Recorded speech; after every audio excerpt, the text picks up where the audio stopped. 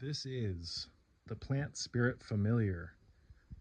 Green Totems, Teachers and Healers on the Path of the Witch by Christopher Penczak. This, guys, is an awesome book. Just as people gain wisdom and experience healing with animal totems and guides, you can cultivate a similar relationship with the spirits of the plant world.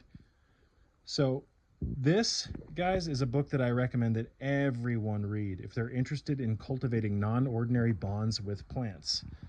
And before we continue, I just want to say that this is a 100% legal cannabis plant. Cannabis cultivation is legal where I live.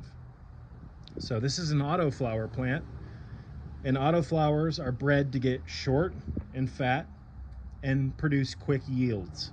So in the future, I'm going to talk about cultivating these, most likely on this channel. What a beautiful plant. I just watered this guy.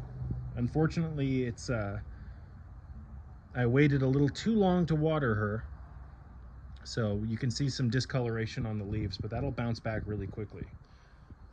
So again, books like this, guys, can really help you develop non-ordinary relationships with the very real, spirits that inhabit plants, whether that's a tree like this nectarine,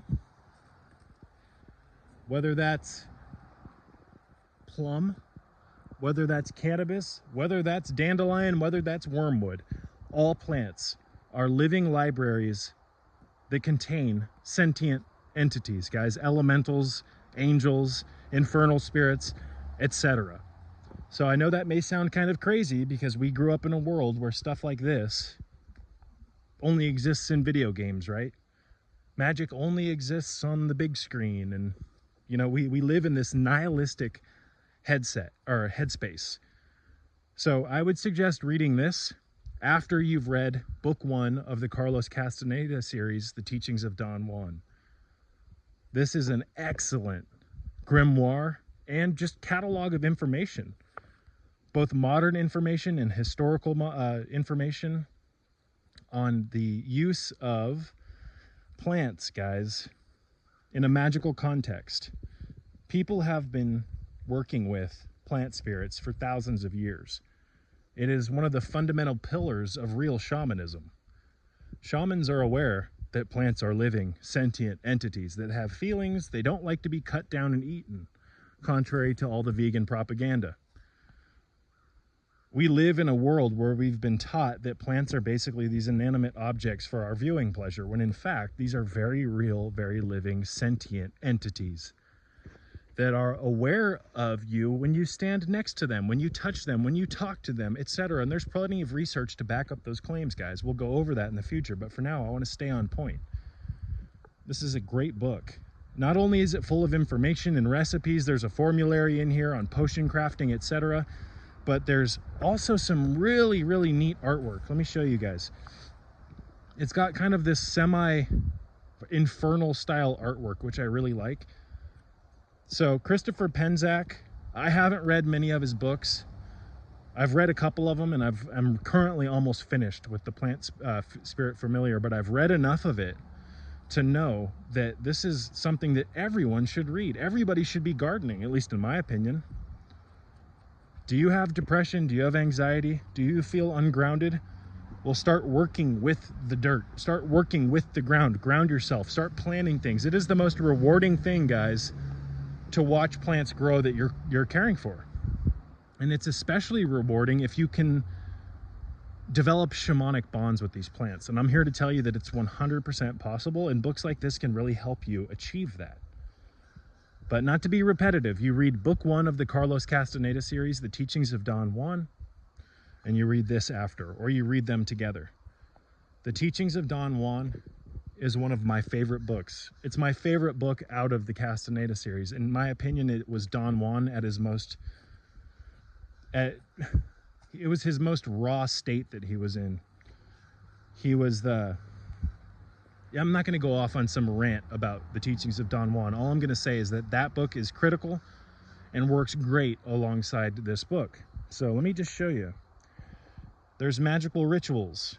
It teaches you how to call the elements and the quarters. It's a grimoire and a formulary and a book of information.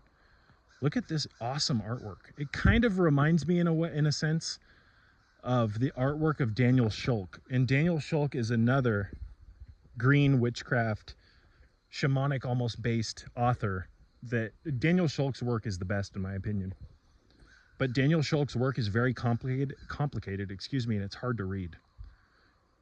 It's jaw-droppingly beautiful, however. You should read Veneficium, the Viridirium Umbris, the 13 Pathways of Occult Herbalism.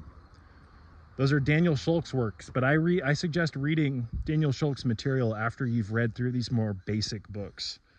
And I'm not bashing this book by saying it's basic. I'm actually venerating it by saying that the author made complicated subjects very easy to assimilate, which I really appreciate. Whereas Daniel Schulk's work, like the Ars Philtron or whatever, you're going to have to get a dictionary, and you're going to sometimes have to read the same paragraph multiple times after looking up definitions to put it all together. And it's like a puzzle.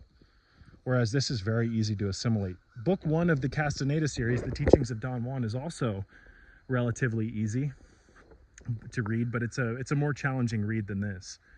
In fact, I think that The Teachings of Don Juan was the most complicated or most difficult book in the Castaneda series to read. You'll notice that the first 3 books in the Castaneda series have a different energy from the rest of them. And book 1 especially has its own very unique energy that the other books don't have. Book 1's my favorite. So I'm going to give this a 10 out of 10. There's a few typos in here, but who gives a shit? I've gone and highlighted some of the best material that I've found. I'm almost done reading this. Chapter 4, Cultivating Your Allies. Look at the artwork. Let's see what else is in here. The Green Man. Journey into Verdant World of Spirits. There's sigils in here, talismans, guys. Again, there's a formulary. Chapter 5, Bombs, Banes, and Tree Teachers. Let's see, what else? The Green Circle. Cleansing and Preparation. Floral water recipes. There's an encircled cross. This is an awesome book, you guys. I suggest everybody read it. Again, here's the formulary. There's recipes. All sorts of neat stuff. But again, look at the artwork. Isn't that awesome? Chapter 8, Crafting the Herbal Homunculus. So, learn about the 3 types of plant allies. The healing plants known as balms, the power plants known as banes, and the spirit teachers found in the wise old trees. Work with the Green Man and the Lady of Flowers and enter the Soul Garden. Create sacred space for healing, meditation, and shamanic journey, calling upon the plant spirits as guardians. Seek spiritual initiation from the plant world through ritual and sacrament. Deepen your spiritual connection with the earth by growing roots strong with the land. While taught from the perspective of nature-based spirituality rooted in the European traditions of witchcraft, one does not need to be a witch or pagan to experience the blessings of the green world and the plant spirit familiar. So this is about familiars, familiar spirits. This is about cultivating relationships with plants so that you can become connected to spirits in plants to make them your familiars. So a familiar, in a brief synopsis of what a familiar is it's a familiar spirit. It's a spirit that's familiar to the witch, to the sorcerer, to the magus. We'll go over familiars in the future. And I really should have explained exactly what familiars are before I did this review. But I'm still going to upload this regardless. I give this a 10 out of 10. I think everybody should read it. It's about $20 on Amazon. You might be able to find one cheaper on eBay. Again, Christopher Penczak, forward by Judica Isles. The Plant Spirit Familiar. Green totems, teachers, and healers on the path of the witch. Look at the cool artwork on the front. People say don't judge a book by its cover, but I've found that my favorite books, they all have one thing in common. They have awesome covers and backs. And this is definitely one of the most neat book covers I've ever seen.